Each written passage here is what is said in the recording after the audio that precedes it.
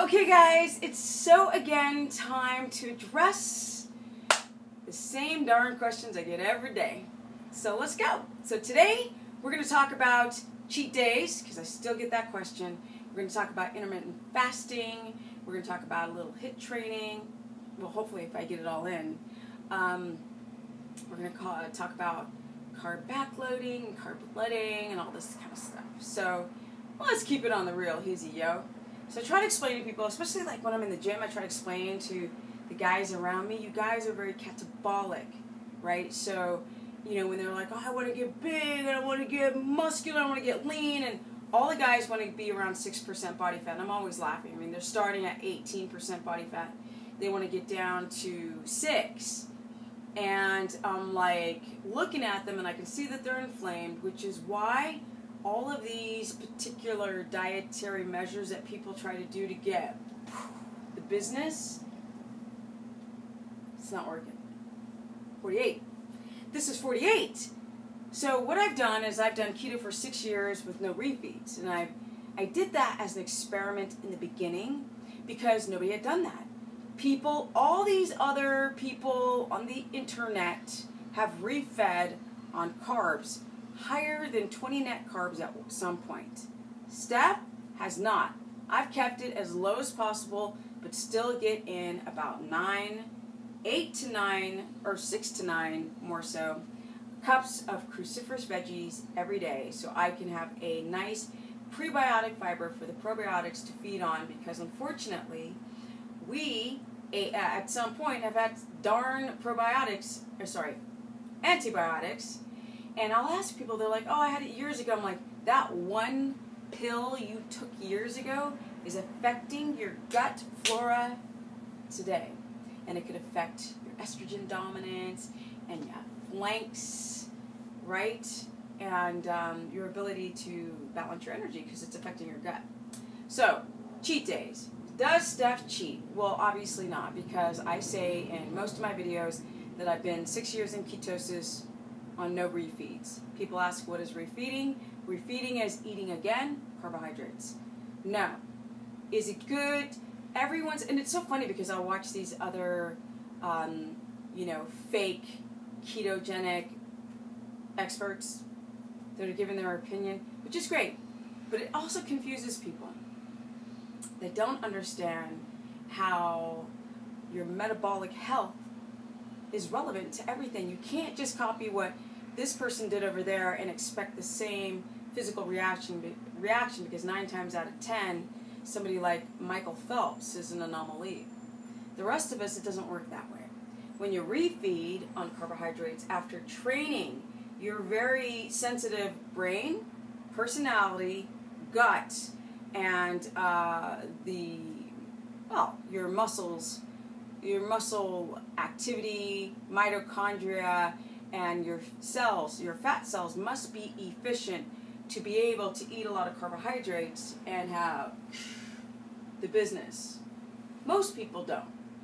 Most people over time eat too many carbohydrates.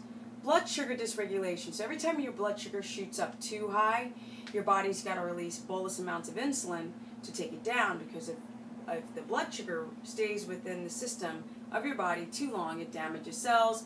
As I've mentioned many times, it's called glycation, or glycation end product, where the glucose is just damaging the protein lining of your cells, making them bent, misshapen, sticky, and eventually destroying that cell life. So, which is why people are inflamed, have heart disease, and cancer, and blah, blah, blah, and autoimmune, and so forth and so on. So, if you have adrenal fatigue, which I mentioned in my last videos, if you're not absorbing your Bs, right? If you are, especially B6, if you are, let's say, you've got low stomach acid, you haven't been eating that much meat, you've been kind of dabbling with the vegetarianism, then your stomach acids might be a little too low, and how this affects your carbohydrate intake is a lot, because if you have a flood of glucose in the body and your acids, I'm talking about just the acids, are too low, then that sugar is a breeding ground for parasites and for candida to overgrow, which then goes into cells and it does more damage. So you keep having this backslap reaction every time you try to eat these processed carbohydrates or foods that are in packages. Unfortunately, you guys, fruit is not Mother Nature's candy because we've modified and hybridized our fruits to be more sweet. Fruits in the wild are going to be bitter, nasty, disgusting, because if they were sweet, bugs would destroy them. And isn't it the fact that we spray crops so the bugs won't destroy our crops? Think about it. I'm just saying. I'm just saying. Okay, what else? So, if you refeed on carbohydrates and your adrenals, so we've got low stomach acid, we've got adrenal response, we've got the thyroid that becomes affected by it, we've got our reproductive organs, and then we've got our pancreas that is reacting to the flood of glucose within the bloodstream. Most of you guys have trained your fat cells to be very efficient, because when you eat too many carbs, and when you have, the standard American diet where your carbs are, upwards towards 200 of processed carbohydrates that flood the bloodstream, the body has to get rid of it, because if it stays, of course, like I said before, it creates a thing like glycation of the cells. Glycation end product. AGES is the acronym.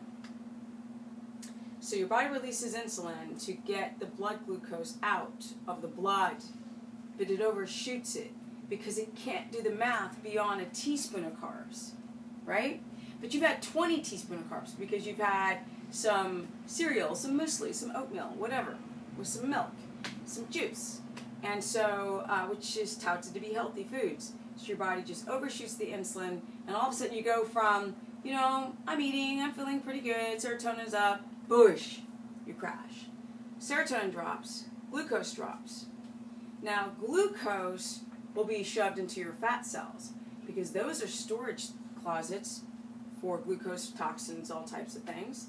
And so your body will shove it into the fat cells, and then all of a sudden, because you have too much glucose into the system, now there's too much insulin in the system, and you just crash.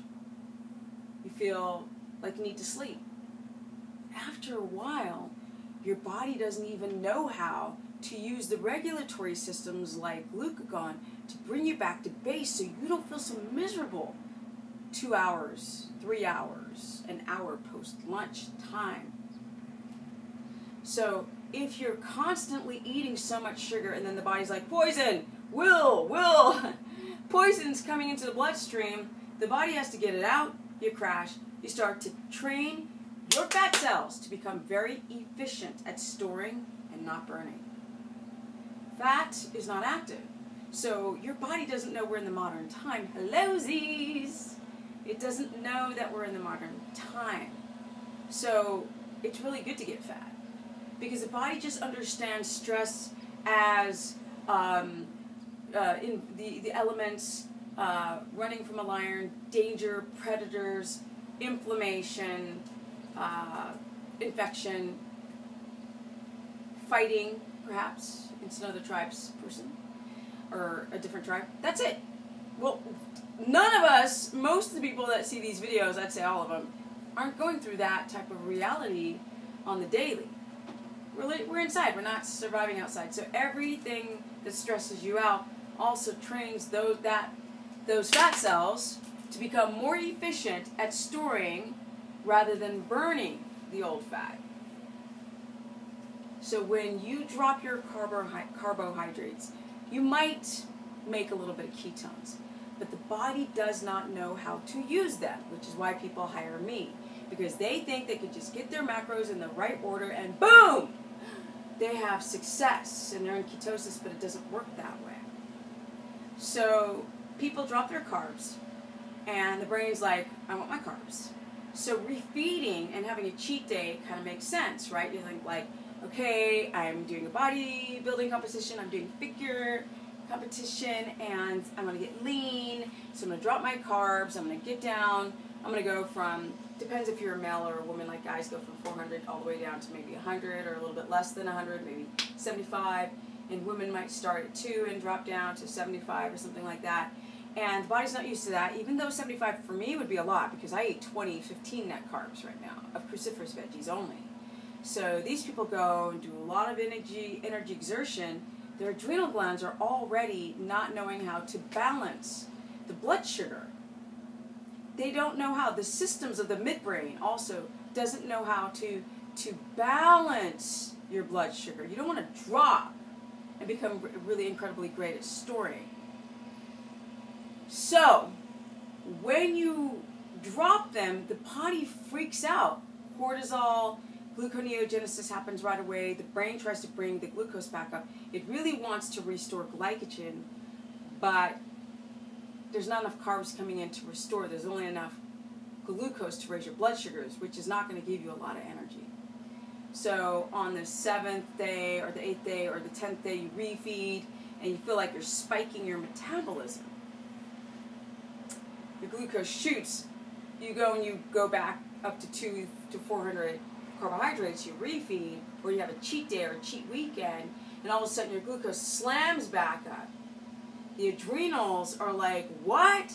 The insulin's like, what? It can't understand that.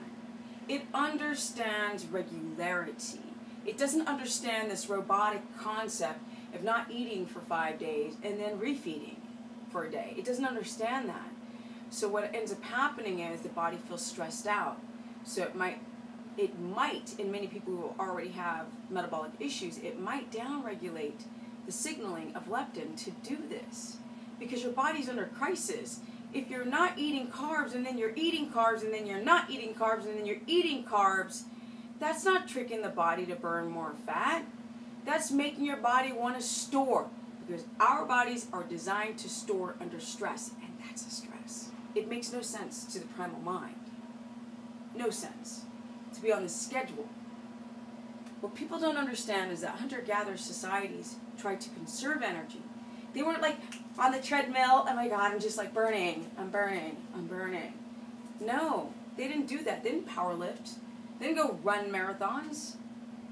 Everything that they did was to survive. They didn't have like bills and cell phones and distractions and EMF poisoning and chemtrails and blue light and at night. They didn't have the internet. They didn't have all of this stuff. So they weren't overstimulated. So they weren't losing the ability for the adrenals to do their job with cortisol, with your reproductive hormones. It's all connected. If your adrenals are misfiring, if they're fatigued, then now things that are expensive for the body to make begin to go down. Progesterone, testosterone. So not eating and refeeding, not smart. Intermittent fasting is kind of like in a better hurry up. Let me just say this now before my video stops. If you guys want to learn more, go to stephanieperson.com, Stephanie the Business Person, because I coach people. Stephanie the Business Person on my Facebook fan page if you just want to learn more about the science, or Stephanie Ketogenic Instagram. Okay, so intermittent fasting is also no good. A lot of doctors say, well, this is really great to detox the body. Well, that's great if you have perfect metabolic health and you have no metabolic derangement. Sure. But in reality, we have issues. People are constipated, they have loose stool, they have leaky gut from days of eating wheat and dairy. The thyroid becomes agitated. So when you don't eat, potentially you have an issue with your thyroid hormones. Yes, you might have a hard time producing thyroid hormone, or it might be difficult to get into the cells, which is very hard to judge. Sometimes doctors don't know if the thyroid hormone's even making it into the cell. Your reproductive hormones go crazy. There's a thing called pregnenolone steal, where your body starts to steal from the sex hormone chain of making estrogen, progesterone, and testosterone, because it's just too expensive and it wants to dump it. So often when people skip breakfast after fasting already, the brain, that midbrain, needs food to come in, because fatty meats will help digestion, and it'll help your blood pressure rise, cortisol rise, because a lot of you, your cortisol is too low in the morning. So don't refeed, don't intermittent fast, and HIIT training for people who've got adrenal fatigue is awful, because that will produce too much cortisol and block your keto adaptation, and the time's out! So if you guys want to learn more, I need to do like part 2, part 5. You know what to do. So be smart. Graduate yourself down. It's about to end.